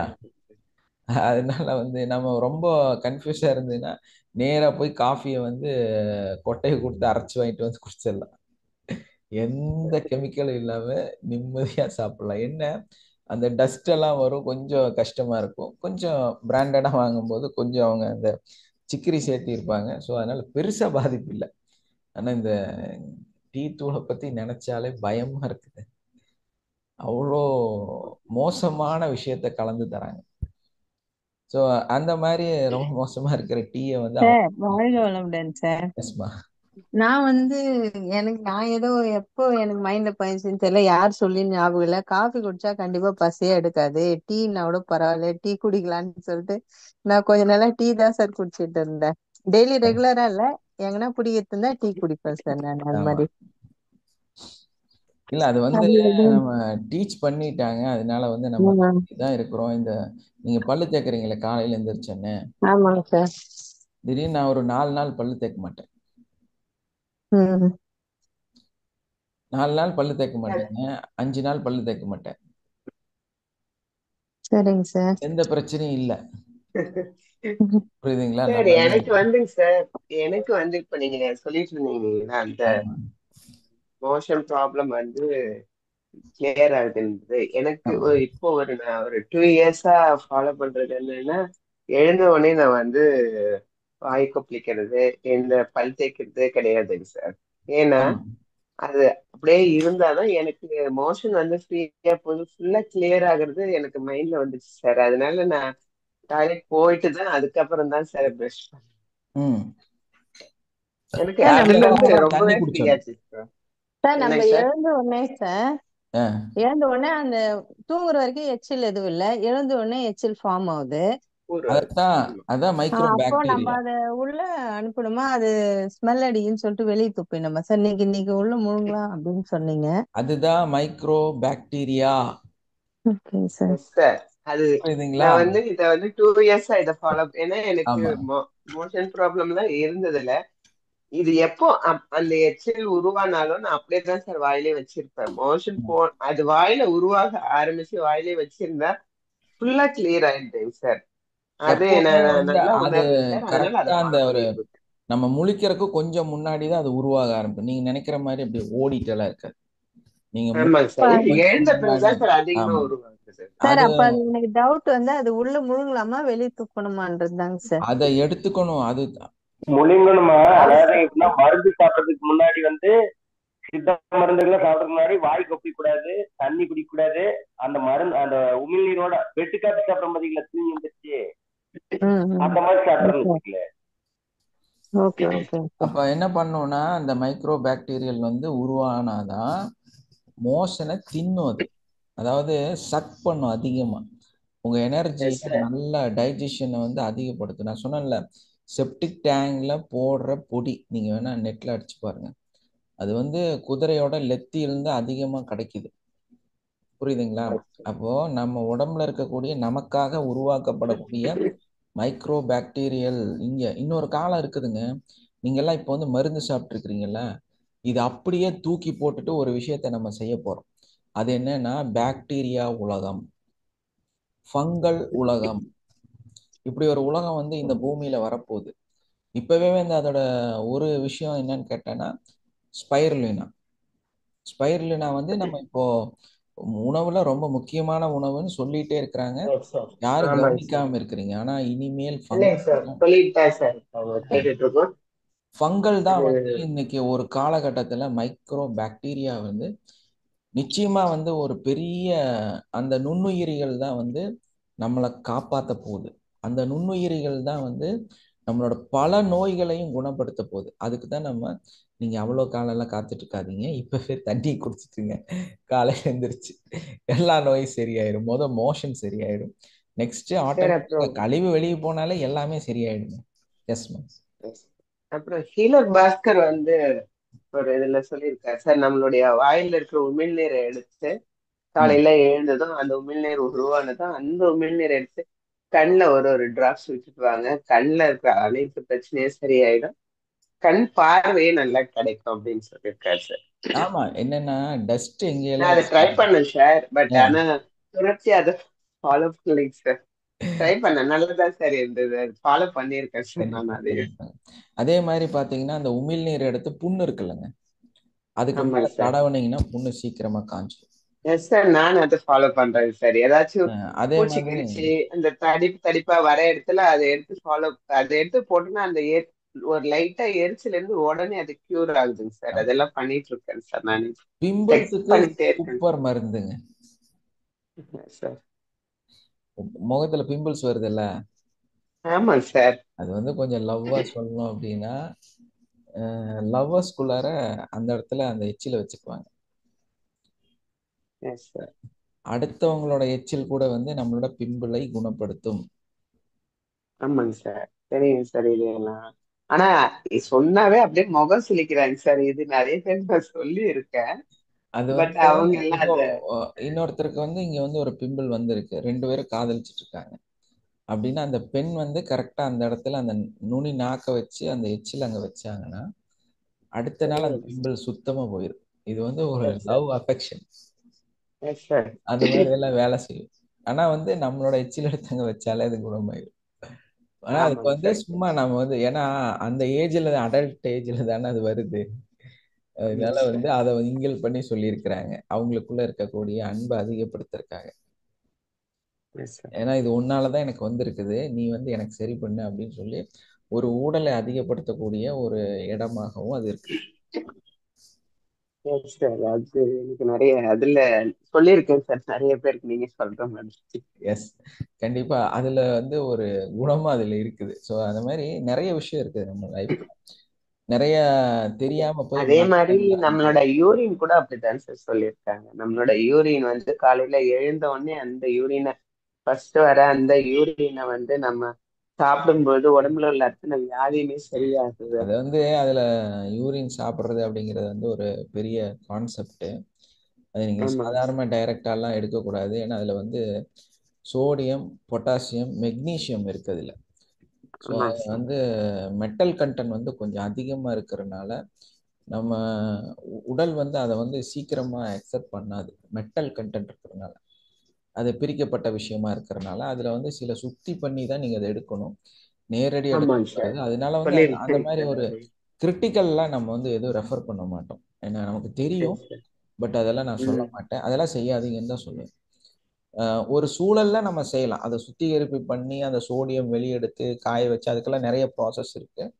அதை ஆமாங்க சார், செஞ்சுட்டு நீங்க எடுக்கலாம். சொல்லியிருக்காங்க சார். ஏன்னா அந்த சால்ட் கேள்விப்பட்டிருக்கேன். எடுக்காம நீங்க அந்த யூரின் சாப்பிடக்கூடாது. ஆமா. சால்ட் அதுல இருந்துச்சுன்னா நீங்க கண்டிப்பா, அதுவும் இல்லாம உங்களுக்கு மேபி புரோட்டீன் வந்து அதுல கலந்து வருதுன்னு வைங்க, அப்பவும் சார். பிரச்சனை ஆயிரும். சோடியம் அதிகமா இருந்தாலும் பிரச்சனை ஆயிரும். மெக்னீசியம் ஆமா. அதிகம் இருந்தாலும் பிரச்சனையாயிரும். அதனால வந்து யூரின் வந்து ரெஃபரபிள் கிடையாது இதனால. ஓகே, இன்னைக்கு யாராவது நம்மளோட கிளாஸ்ல புதுசாக ஜாயின் பண்ணியிருந்தீங்கன்னா உங்கள் மொபைல் நம்பரை பதிவு பண்ணுங்க. அதே மாதிரி நம்மளுடைய நாளை இதே தொடர்ச்சி. அதனால வந்து இன்னும் நிறைய இன்ஃபர்மேட்டிவான விஷயங்கள் வந்து கற்றுக்கிறதுக்கு நம்மளுடைய யூடியூப் சேனலை ஃபாலோ பண்ணுங்க. எல்லாரும் சார் சப்ஸ்கிரைப் கேட்கலாமா சார்? கேளுங்கம்மா. ரொம்ப பாடியில இச்சிங்க அந்த அரிப்பு மாதிரி இருக்கு சார். அது என்ன சார் பண்றது? நைட்டு தூக்கத்துல நைட்டு தூங்கிட்டு இருப்போம், 2 மணிக்கு அப்பவும் டிஸ்டர்ப் ஆயிட்டு பார்த்தா ஒரு இச்சிங்கா இருக்கு சார். எந்த இடத்துல என்ன மாதிரி இச்சிங் இருந்துச்சுன்னு சொல்லுங்கம்மா. அந்த இதான் ஒவ்வொரு அந்த எடுக்குங்கள்ல எல்லாம் கால் எடுக்கு அது மாதிரி அண்டர் ஆர்ம்ஸ் அதுல எப்பயாவது தான் இருக்கு. அந்த மாதிரி அப்புறம் ஆப்ரேஷன் பண்ண டெலிவரி சிசேரியன் அந்த அதுலயும் வந்து எப்பயாவது வருது. அந்த மாதிரி உங்களுக்கு வந்து அந்த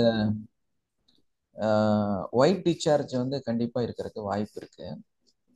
அங்க வெள்ளை கலர் படிலமா வந்து பாத்தீங்கன்னா அப்படியே ஒரு வெள்ளை கலரா வந்து ஒரு ஃபார்ம் ஆகும். ஸோ இது இருக்குதுன்னா கண்டிப்பா உங்க அடிவயர்ல உங்க யூட்ரஸ்ல சூடு இருக்குதுன்னு அர்த்தம். ஸோ அதை தாண்டி வெளிப்புறத்துல வந்து இன்ஃபெக்ஷன் ஆகுது, அந்த சதைகள் வந்து அப்படி கிராக் கொடுக்குது அப்படின்னா இது வந்து ஃபங்கி இன்ஃபெக்ஷன் சொல்லுவாங்க. ஃபங்கி சமயத்துல தண்டு தண்டா ஆயிடுது சார். அது வந்து என்னன்னு கேட்டீங்கன்னா உங்களோட இன்னர் வேரோட பிரச்சனை. அப்ப நீங்க என்ன பண்ணணும்னா இனிமேல் வந்து ஒயிட் கலர் யூஸ் பண்ணுங்க, கலர்ஸ் யூஸ் பண்ணாதீங்க. அதே மாதிரி கேக்குதாம்மா சார்? கேக்குதுங்களா? கேக்குது, எனக்கு நல்லா கேட்டுதான் இருக்கு. உங்களுக்கு யாருக்கா டிஸ்டர்ப் இருக்காமா?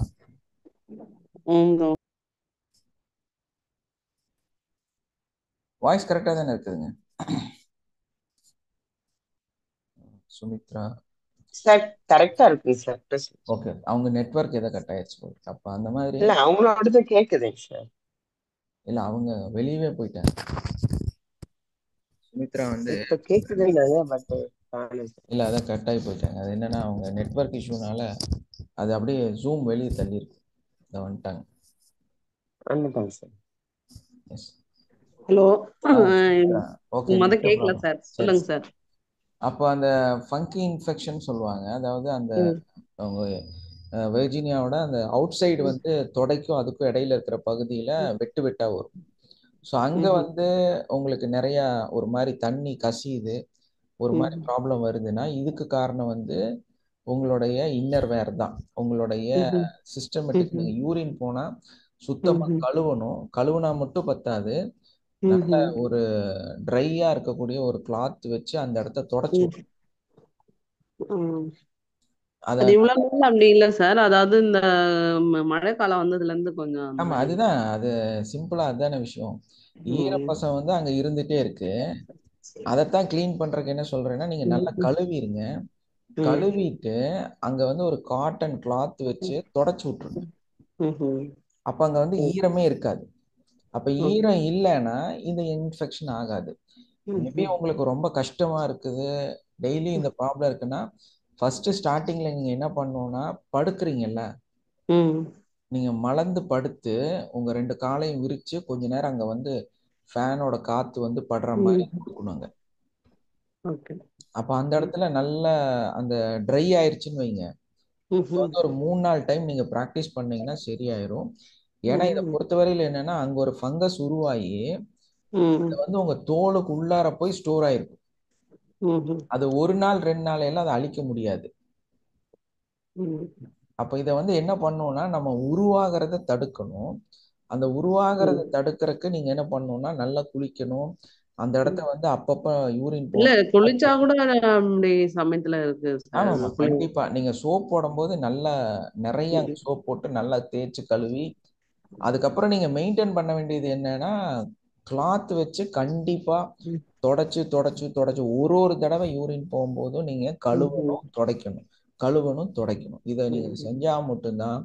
அதுவும் டைம் எடுக்கும். 1 நாள் 2 நாள்லயோ 1 மாசத்துலயோ இது கியூர் ஆகாது. ஏன்னா இது வந்து பெரிய இன்ஃபெக்ஷன் உள்ள வந்து டெப்தா போயிருக்கும். அது அந்த சதைக்கு உள்ளார கடைசியில இருக்கும். அதனால அது இல்ல எல்லா இடமே எனக்கு வீடு கட்டும் போதும் அப்படிதான் அந்த டஸ்ட்ல இருந்ததுனால அந்த வீடு கட்டும் போது டஸ்ட்னால வரல. ம் நல்லா தெரிஞ்சுங்க. வீடு கட்டும் போது என்ன பிரச்சனைன்னு கேட்டா, சிமெண்ட் வந்து கூலிங். ம் அவங்க நிறைய தண்ணி யூஸ் பண்ணிட்டே இருப்பாங்க. ம் அந்த தண்ணி கூலிங். ம் அப்போ உங்க வீட்டுக்குள்ளார ஒரு டெம்பரேச்சர் வந்து எப்பவுமே கூலிங்காவே இருந்துட்டே இருக்கும். ஆமா, அது இப்ப இந்த தண்ணி நின்னதுனால பக்கத்து சுத்தி ஆமா. பள்ளத்துல தண்ணி இருக்கும், அது கூலிங் இருந்துகிட்டே இருக்கு. அந்த கூலிங் தான் இதுக்கு காரணம், ம்ஹும். டஸ்ட் அல்ல. ம். அது புரியுதுங்களா? சமயத்துல வேற வேற இடத்துல கூட தண்டு தண்டா எழுது சார், ம். கையில அதுதான் கால்ல. அந்த உங்களுக்கு ஃபங்கல் இன்ஃபெக்ஷன் உருவாகிறதுக்கு அந்த ஈரப்பசம் தானே காரணமா மாறுது. அப்ப அங்க பூஞ்சைகள் வந்து உருவாகும்ல. ஆமா, அதான் அந்த தண்ணியில கூட எனக்கு அது ஒரு டவுட். ஏன்னா காத்துல நம்ம சுவாசிக்கிறோமே, அப்ப அது ஏதாவது உள்ள போய் இது சுவாசத்துல உள்ள ஏன்னா நிறைய போறதுக்கு வாய்ப்பு இல்லை, வெளியே இருக்கிற தோள்கள்ல பாதிப்பு ஏற்படுத்தும். ம் நம்ம என்ன பண்ணோம்னா இந்த கன்ஸ்ட்ரக்ஷன் வரும்போதே வந்து இந்த விஷயத்தையும் ஃபாலோ பண்ணணும். டெய்லியுமே நீங்க இதை ஃபாலோ பண்ணுங்க. ஒரு 2 மாசம் ஆகும் கண்டிப்பா. அது இல்லாம இருந்து நீங்க வெளியே வர முடியாது. ஆனா நீங்க வந்து அங்க ஒரு டிராப் தண்ணி கூட இருக்கக்கூடாது. அதை வந்து ம் மெயின்டைன் பண்ணிட்டே இருக்கணும். ம் இன்னர் வேர் வந்து கண்டிப்பா ஒயிட் கலர் யூஸ் பண்ணுங்க. இந்த டார்க் கலர் யூஸ் பண்றதை வந்து கம்மி பண்ணிருங்க. ஓகே ஓகே ஓகே சார் ரொம்ப ஜியோஜி தேங்க்யூ சார். தேங்க்யூ. சாந்தி சமாதானம் நம் அனைவர் மீது உண்டாகட்டும் சார். சொல்லுங்க. இரவு படுத்த பிறகு விடிய விடிய சளி வந்துட்டு இருக்கும் இடைக்கிட. ம். அப்ப மார்னிங்கும் அது வருது, அதெல்லாம் விழுங்க இயலாது தானே சார்? சளி மாதிரி வருது. இல்ல, சளி வந்து நீங்க முழுங்கக்கூடாது, அது துப்பித்தான் ஆகணும். சளி இல்லை, இது வந்து எந்திரிச்சதுக்கு அப்புறம் வாயில ஒரு மாதிரி வளவளன்னு வரும். அந்த சளி வாரத்துக்கு என்ன செய்யறது சார்? சளி வரக்கு, சளியை கண்ட்ரோல் பண்றதுக்கு நீங்க வந்து ஃபர்ஸ்ட் விஷயம், சளி ஏன் வருது அப்படின்னா நீரோட தன்மை உங்களுக்கு இன்பேலன்ஸ்டா இருக்கு, அதுதான் காரணம். அப்ப நீங்க என்ன பண்ணணும்னா உங்களுடைய ஹீலிங்ல வந்து அதிக கான்சென்ட்ரேஷன் பண்ணி உங்க உடல்ல வந்து உஷ்ணத்தை அதிகப்படுத்திங்கனாலே ஓரளவுக்கு வந்து சளி உங்களை விட்டு போயிடும். அதிகமா டேப்பிங், செல்ஃப் டேப்பிங் பண்ணீங்கனாலே சளி குறைஞ்சிடும். டேப்பிங் கம்மியா பண்ணும்போது, ஹீலிங் கம்மியா பண்ணும்போது சளி இருக்கிறதுக்கான வாய்ப்பு இருக்கு. சளி கரையறக்கு இதுவே ஈஸியான மெத்தட். டேப்பிங் பண்றேன்னு தான் சார், என் உடம்பு உஷ்ணம் தான், ஆனா ஏண்டு விளங்குது இல்ல. இல்ல, சில டைம் வந்து அந்த டாக்ஸின் வந்து வாய்வழியோட வெளியே வருதா இருக்கும். நீங்க துப்பி துப்பி அதை கம்மி பண்ணிருங்க. விடிய விடிய துப்புறது தான் வரல சார், அது தூக்கம் தான். என்னன்னா உள்ள லங்ஸுக்கு வந்து நிறைய ஸ்டோரேஜ் இருக்கு, அது வெளியே கொடுத்துட்டே இருக்கு. ரொம்ப காலமா வச்சிருந்தீங்கல்ல, இப்பதானே நம்ம கிளாஸ்ல இருந்து ஒன்னொன்னா பியூரிஃபை ஆயிட்டு இருக்குது. கண் பார்வையும் பிரச்சனையாத்தான் இருக்கே சார் அந்த ஹீட்டுக்கு. கண்ணு அது வந்து ஹீட்டுக்கு அதெல்லாம் கிடையாது. நீங்க கண்ணை தண்ணி வச்சு கழுவுங்க, தண்ணி நிறைய குடிங்க, ஆட்டோமேட்டிக்கா கண்ணு சரியாயிடும். உங்களுக்கு ஏன் அந்த ப்ராப்ளம் வருதுன்னா கண்ணு காதுனாலே லிவர் தான், கல்லீரல் தான் பிரச்சனை. கல்லீரல் ப்ராப்ளம் அப்படின்னாலே திரும்ப நம்ம அதே ஸ்பாட்டுக்கு தான் வருவோம். உங்களுக்குள்ள ஒரு ஆழ்ந்த கவலை இருக்கிறது, ஒரு பயங்கரமான மோசமான ஒரு ஆழ் மனதுல ஒரு பெரிய சங்கடம் ஒண்ணு அப்படியே உட்கார்ந்துட்டு இருக்கு, அதுதான் பிரச்சனை. அந்த சங்கடத்தை நீங்க சரி பண்ணீங்கன்னா உங்க கண்ணு சரியாயிடும். ஹீலிங் பண்ற நேரம் லிவர் தான் காட்டுச்சு. அதைத்தான் சொல்றேன். ஆழ் மனதுல ஏதோ ஒரு நபர் மேல இல்லைன்னா உங்க வாழ்க்கை மீது உங்களுக்கு ஒரு ஆழ்ந்த கவலை இருக்கு, புரியுதுங்களா? ஓகே. அப்ப அந்த இது என்னன்னா ஃபியூச்சரை பத்தி கூட இருக்கலாம். உங்களோட கவலைகள் வந்து உங்களுடைய ஃபியூச்சரை பத்தி இருக்கலாம், ப்ரெசென்ட்ல உங்க கூட வாழ்ற நபர்களை பத்தி இருக்கலாம். அதை உங்களால ஏத்துக்கவே முடியல, இல்லைன்னா அவங்க திருந்தவே இல்லை, அப்படி கூட இருக்கலாம். சரி சார்.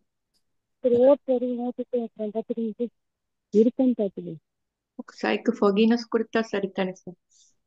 ஃபர்கியூனஸ் கொடுத்தா பத்தாது, சாரி கேட்க. நிறைய இடத்துல சும்மா ஃபர்கியூனஸ் கொடுத்துட்டு நீங்க எல்லாம் தப்பிச்சு போக முடியாது.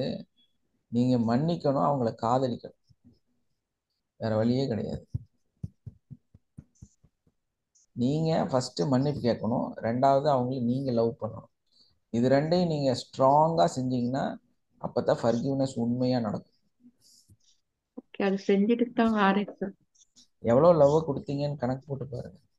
அவர் உங்களை இப்போ என்ன நிலையில பாக்குறாங்க, 18 வயசு பிள்ளையும் பையனும் எப்படி காதலிக்கிறாங்களோ அந்த அளவுக்கு உங்க காதல் இருக்கான்னு செக் பண்ணி பாருங்க. சரியாக ஆரம்பிச்சு. Okay sir, thank you. Okay, thank you. Okay, thank you all. Have a nice day. Love you all. நம்மளுடைய 30வது பேட்ச் ஸ்டார்ட் பண்ண போகிறோம். நம்மளோட அட்வான்ஸ் கோர்ஸ் ஸ்டார்ட் பண்ண போகிறோம். எல்லாமே ஒரே வீக்கில் ஒரே டேட்டில் ரொம்ப மிராக்கலான விஷயங்கள் வந்து நம்ம செய்ய போகிறோம். அதுக்கான ட்ரெயின் பண்ணியிருக்கிறோம் இந்த வாட்டி 29வது பேட்சை வச்சு எப்படி வந்து எல்லா பேட்சையும் ஒன்றா நடத்துறதுன்னு சொல்லி. ஸோ அதனால் அதுக்கான அந்த 29வது பேட்சை வந்து கிட்டத்தட்ட ஒரு 28 நாளாக நடத்திட்டு இருக்கிறோம். 12 நாள் கிளாஸ் இல்லாமல் அதை வந்து அதிக நாளில் நடத்திட்டு இருக்கிறோம். ஏன்னா அதுக்கு என்னன்னா நான் ட்ரெயின் ஆகிறதுக்காக எப்படி அந்த நாள் வந்து நம்ம அதிகப்படுத்த முடியும் அப்படிங்கிறக்காக. ஸோ அதனால் நம்மளுடைய 12 நாள் பயிற்சி வந்து இனி வர காலத்தில் 30 நாள் பயிற்சியாக மாற்றலாம் அப்படின்னு ஒரு ஐடியா பண்ணியிருக்கிறோம். ஸோ அந்த ஐடியாக்காக நாள் தள்ளிட்டு இருக்கிறோம். அதுக்கான ஒர்க்கு போயிட்டுருக்குது. உங்களில் யாராவது ஏதாவது ஜாயின் பண்ணுறது இருந்தால் அட்வான்ஸ் கோர்ஸ் ஜாயின் பண்ணுறவங்க கண்டிப்பாக ஜாயின் பண்ணுங்கள். உங்களுக்கு இருக்கிற சக்தியை வெளியே கொண்டு வாங்க. அதுக்கு யார் விருப்பப்படுறீங்களோ இப்போ கூட உங்கள் ஹேண்ட் ரைஸ் பண்ணலாம். இந்த 29வது பேட்சில் இருக்கிறவங்க கூட நம்ம அட்வான்ஸை வந்து கற்றுக்கலாம். ஸோ யாருக்கு ஐடியா இருந்தால் நீங்கள் வந்து உங்களுடைய ஹேண்ட் ரைஸ் பண்ணுங்கள், உங்களை தொடர்பில் வருவோம்.